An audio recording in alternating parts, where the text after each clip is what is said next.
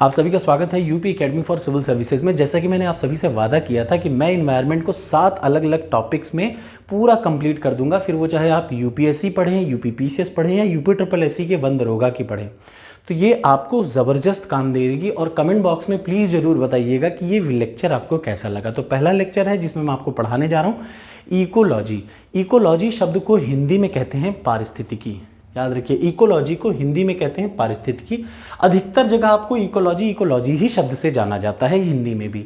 और इकोलॉजी क्या होती है, मैं आज आपको ये भी अंतर बताऊंगा कि इकोलॉजी और इकोसिस्टम में क्या अंतर होता है, और आपका मैक्सिमम पार्ट कवर हो जाएगा इस चैप्टर का। तो इकोलॉजी एक अध्ययन है, क्या है, स्टडी है, किस चीज़ का, रिलेशनशिप का। वन बाय वन करिएगा। इकोलॉजी क्या है, स्टडी है, किस चीज़ की, रिलेशनशिप की या संबंधों की। किसके संबंध, जो लिविंग ऑर्गेनिज्म होते हैं। लिविंग ऑर्गेनिज्म का मतलब जीव जंतु, जैसे मैं भी जीवों के जो जितने भी लिविंग ऑर्गेनिज्म का मतलब आदमी, इंसान, कुत्ता, बिल्ली, सूअर, सियार जितने हैं, इन लोगों के आपसी संबंध और इनके पर्यावरण के साथ संबंध। तो क्या हो गया, इकोलॉजी क्या होता है, इकोलॉजी है स्टडी, संबंधों का अध्ययन। किनके संबंधों का, जीवों का आपस में संबंध और उनका उनके पर्यावरण के साथ संबंध। तो इकोलॉजी क्या है, स्टडी ऑफ रिलेशनशिप। याद रखिएगा, इकोलॉजी क्या है, स्टडी ऑफ रिलेशनशिप। इस चीज को रट डालिएगा। इकोलॉजी है संबंधों का अध्ययन। किसके संबंधों का, जीव जंतुओं का आपस में संबंध, या मानव का, जीवों का, जितने भी लिविंग ऑर्गेनिज्म है उनका आपस में संबंध, एवं उनका उनके पर्यावरण के साथ संबंध। तो याद रखिए, study of relationship of living organisms with each other, एक दूसरे के साथ, और उनका उनके पर्यावरण के साथ संबंध। तो याद रखिए, जीवों का एक दूसरे के साथ संबंध और उनका उनके पर्यावरण के साथ संबंध। तो संबंधों के अध्ययन को ही क्या कहते हैं, इकोलॉजी कहते हैं। ध्यान से सुन लीजिए। और इकोलॉजी शब्द को पहली बार यूज किया था अर्नेस्ट हैकल ने। इस शब्द का जिक्र पहली बार किसने किया था, अर्नेस्ट हैकल ने किया था। ठीक है। अब एक और टर्म आपने सुना होगा, इकोसिस्टम। ये भी आप साथ साथ में ही पढ़ लीजिए, तभी आपको मजा आएगा। एक होता है इकोलॉजी और दूसरा होता है इकोसिस्टम। इसको बोलते हैं पारिस्थितिकी तंत्र, पारिस्थितिक तंत्र। ठीक, तो इकोलॉजी क्या है, पारिस्थितिकी। इकोसिस्टम क्या है, पारिस्थितिकी तंत्र। तो इकोलॉजी क्या होता है, संबंधों का अध्ययन। किनके संबंधों का, जीवों के आपसी संबंध एवं पर्यावरण के साथ संबंध, ये हो गया इकोलॉजी। इकोसिस्टम क्या है, इकोसिस्टम वो बेसिक फंक्शनल यूनिट है, मतलब जिस जगह पे हम इन संबंधों को चर्चा कर रहे हैं वो स्थान की बात कर रहे हैं। वो पानी हो सकता है, जमीन हो सकता है, कहीं भी किसी भी जगह हो सकता है। तो इकोसिस्टम क्या है, इकोसिस्टम वो जगह है जहाँ पे, ध्यान से सुनिए, इकोसिस्टम वो जगह है जहाँ पे जीव आपस में जुड़ते हैं और अपने पर्यावरण के साथ इंटरेक्ट करते हैं। मेरी बात समझ में आ गया। तो इकोसिस्टम जगह है जहाँ पे जीव इंटरेक्शन करते हैं और अपने पर्यावरण के साथ इंटरेक्शन करते हैं। इकोलॉजी क्या है, उनका आपस में संबंध, एक संबंधों का अध्ययन है और एक स्थान का अध्ययन है। अंतर समझ में आ गया। फॉर एग्जाम्पल मैं आपको बता दूं, एक स्कूल है, मैं जल्दी से बता देता हूं तब खत्म करूंगा। एक स्कूल है, तो स्कूल को हम लोग मान लें, ध्यान से सुनिए, स्कूल जो है इसको हम लोग मान लें इकोसिस्टम। स्कूल क्या है, इकोसिस्टम, जिसमें छात्र जो स्टूडेंट्स हैं वो हैं इंडिविजुअल, जैसे मैं। तो छात्रों का आपस में संबंध और इस स्कूल के साथ संबंध, उस संबंध को बोलते हैं इकोलॉजी। ये स्कूल खुद क्या है, इकोसिस्टम, जहाँ पे ये लोग संबंध स्थापित, जैसे किताबों के साथ संबंध, ठीक, और उसके चारों ओर जो भी चीज़ें हैं। पर्यावरण क्या होता है, मैं हूँ तो मेरा पर्यावरण क्या है, मुझे छोड़ के मेरे आसपास में जो है सब मेरा पर्यावरण है। मेरा पर्यावरण में मतलब मेरा जो इन्वायरमेंट है, क्या क्या है, मेरे इन्वायरमेंट में हर चीज़ भूमिका निभा रही है। हवा, पानी, तेल, हर चीज़ जो मेरे आसपास चारों ओर है वो इन्वायरमेंट है। ठीक, तो इन्वायरमेंट क्या है, हमारे चारों ओर के आवरण को इन्वायरमेंट कहते हैं, पर्यावरण कहते हैं। इकोलॉजी क्या है, जीवों के आपस में संबंध एवं उनके किसका संबंध, पर्यावरण के साथ संबंध, उस संबंध के अध्ययन को कहते हैं इकोलॉजी। वो जगह जहाँ पे ये सब संबंध बन रहे हैं उनको बोलते हैं इकोसिस्टम। क्लियर हो गया पहली चीज़। अब अगर हम लोग बात करते हैं, ध्यान से सुनिएगा, अब अगर हम लोग बात करते हैं इकोसिस्टम का कॉन्सेप्ट आपको अगर समझ में आ गया हो तो हम लोग आगे बढ़ते हैं।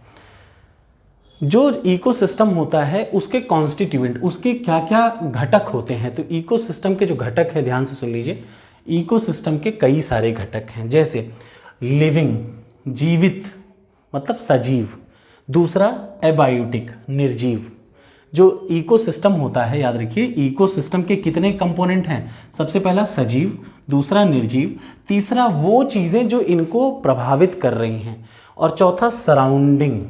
ध्यान से सुन लीजिएगा, इतने तत्व होते हैं जिनमें मुख्य क्या है? सजीव और निर्जीव। इकोसिस्टम के दो पार्ट हैं मेनली, कौन कौन से? सजीव जिनको बायोटिक कहते हैं और निर्जीव जिनको अबायोटिक या एबायोटिक कहते हैं। अब जब मैं बायोटिक की बात कर रहा हूँ या सजीवों की बात कर रहा हूँ तो हिंदी इंग्लिश में मुझे नहीं लगता कि अब आपको दिक्कत हो रही होगी, मैं हर चीज़ को एक्सप्लेन कर रहा हूँ। सजीव का मतलब हरे पौधे, सजीव का मतलब हरे पौधे, जो हरे पौधे नहीं हैं वो भी पौधे, ठीक। डिकम्पोजर, जब मैं बात करूं डिकम्पोजर की तो याद रखिए डिकम्पोजर में क्या आते हैं? तो डिकम्पोजर में दो चीज़ आते हैं, एकदम रट डालिए। डिकम्पोजर जब भी शब्द आए तो एक होता है जीवाणु, जीवाणु और प्लस कवक। क्या क्या? जीवाणु को बोलते हैं बैक्टीरिया, प्लस फंगी, फंगी का मतलब कवक। क्लियर हो गया ना? तो एक तो हो गया हरे पौधे, दूसरा जो हरे नहीं पौधे हैं वो पौधे, और तीसरा डिकम्पोजर, चौथा पैरासाइट। जैसे मच्छर, मच्छर जब हमारे शरीर पे बैठता है तब हम ही से तो खून चूसता है ना, तो पैरासाइट उसको बोलते हैं, परजीवी। सिम्बायोटिक्स, सिम्बायंट्स मतलब ये बहुत ज़रूरी है, याद रखिए। सहभोजिता, सहजीविता, सहजीविता का मतलब आपने कभी देखा होगा ना, भैंस चर रही है तो भैंस के ऊपर कोई पक्षी रहता है, मैना रहती है कोई, और कौवा रहता है, वो भी उसके साथ चलता रहता है, तो एक से दूसरे को किलनी उलनी जो उनकी भैंसों की होती है खाता रहता है। तो सहजीविता, दो जीव एक दूसरे के साथ एक दूसरे पर निर्भर रहते हैं, उसको बोलते हैं सहजीविता। जितने हम एनिमल्स होते हैं और जितने हम लोग आदमी होते हैं, इंसान होते हैं, मैन ऑब्लिक वुमेन, ठीक। ये तो क्या है? सजीव है, याद रखिएगा। इतने चीज़ों को हम लोग बोलते हैं सजीव। निर्जीव क्या है? इनके अलावा सब निर्जीव है, जैसे जितनी ऊर्जा है, रेडिएशन है, तापमान है, जल है, हवा है, आग है, ग्रेविटी है, टोपोलॉजी है, मिट्टी है, और जियोलॉजिकल जो जितने भी आसपास का भूगर्भ है, वो सारी चीज़ें किस में आ जाती हैं? जल्दी बताइए। निर्जीव में। सजीवों और निर्जीवों के रिलेशनशिप को याद रखिए, हम लोग बोलते हैं होलोकोइनोसिस। होलोकोइनोसिस ये मैंने लिखा हुआ है, बहुत ज़रूरी है, 2 बार एग्जाम में यूपीएससी में आया है। तो सजीव पता चल गया, निर्जीव पता चल गया। अब हम लोग 1 बाय 1 देखते हैं। सबसे ज़रूरी चीज़, ऑर्गेनाइजेशन का लेवल। इकोलॉजी में अलग अलग स्तर हैं। इकोलॉजी में, इकोलॉजी का मतलब पारिस्थितिकी, अलग अलग स्तर हैं पारिस्थितिकी में, जिसमें सबसे पहला स्तर जो आता है, याद रखिए, अलग अलग स्तरों में जो सबसे पहला स्तर है इंडिविजुअल। सबसे पहले क्या आता है? इंडिविजुअल का मतलब, जैसे मैं एक इंसान हूँ ना, मैं अकेला स्वच्छंद आदमी हूँ, फ्री, एक ऐसा चीज़ जो फ्री है, इंडिपेंडेंट है, वो इंडिविजुअल हो गया। जैसे मैं इंडिविजुअल हूँ कि नहीं? एक कुत्ता इंडिविजुअल है, एक बिल्ली इंडिविजुअल, आप अकेले इंडिविजुअल है। इंडिविजुअल का मतलब एक ही चीज़, एक जीव इंडिविजुअल कहलाता है। उसके बाद याद रखिए स्पीसीज आता है। पहला, सबसे पहला स्तर क्या आता है? इंडिविजुअल, मैं यहाँ लिखते जा रहा हूँ, इंडिविजुअल। उसके बाद क्या आता है? स्पीसीज। स्पीसीज क्या होता है? जैसे मैं इंसान हूं ना, मैं अकेला इंसान था, अब मैं कहूं इंसानों की प्रजाति क्या है? होमो सेपियंस। में किस टाइप की स्पीसीज है मेरी? होमो सेपियंस। तो आप हो, चाहे जो जो मेरे वीडियो को सुन रहे हैं, चाहे दुनिया में कोई भी इंसान हो, उसकी स्पीसीज क्या है? होमो सेपियंस। तो सबसे पहले एक इंडिविजुअल, एक आदमी या एक औरत, उसके बाद पूरे संसार के इंसान, तो हम सब क्या हैं? स्पीसीज हैं, याद रखिए। स्पीसीज का मतलब मेरी स्पीसीज कौन सी? होमो सेपियंस। उसके बाद क्या आता है? पॉपुलेशन। ध्यान से सुनिए, पॉपुलेशन क्या है? एक ही स्पीसीज के ढेर सारे लोग किसी दिए हुए जगह पे अगर इकट्ठा हो तो उसको बोलते हैं पॉपुलेशन। एक ही, जैसे कई सारे इंसानों की बस्ती पॉपुलेशन कहलाएगी, याद रखिएगा ना।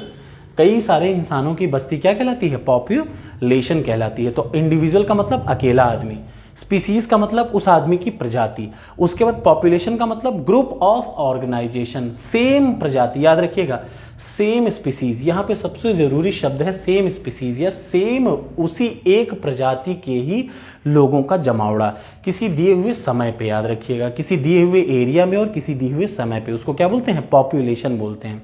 क्या बोलते हैं? पॉपुलेशन। पॉपुलेशन के बाद अगला आता है कम्युनिटी। इन दोनों में अक्सर अंतर इन्वायरमेंट में आता है। पॉपुलेशन का मतलब जैसे इंसानों का जमावड़ा, कुत्तों का जमावड़ा, बिल्लियों का एक साथ जमावड़ा, समझ रहे हैं ना? तो एक ऐसी जगह जहाँ सिर्फ बिल्ली ही बिल्ली है, वो क्या है? पॉपुलेशन है। एक ऐसी जगह जहाँ सिर्फ इंसान ही इंसान है, पॉपुलेशन है। एक ऐसी जगह जहाँ सिर्फ कुत्ते ही कुत्ते हैं, पॉपुलेशन है। लेकिन ये तो पॉपुलेशन हो गया। अब एक ऐसी जगह कम्युनिटी क्या होता है, एक ऐसी जगह जहाँ इंसानों का भी झुंड है, कुत्तों का भी झुंड है, बिल्लियों का भी झुंड है, सूअरों का भी झुंड है, जहाँ कई सारे लोग एक साथ हैं, उसको क्या बोलते हैं, कम्युनिटी। क्या बोलते हैं, कम्युनिटी बोलते हैं, याद रहेगा ना, उसको क्या बोलते हैं, community. All the different species, जहाँ अलग अलग प्रजातियों के अलग अलग लोग एक साथ जुटे हुए हों, उसको बोलते हैं स्पीसीज। उसके बाद आता है इकोसिस्टम।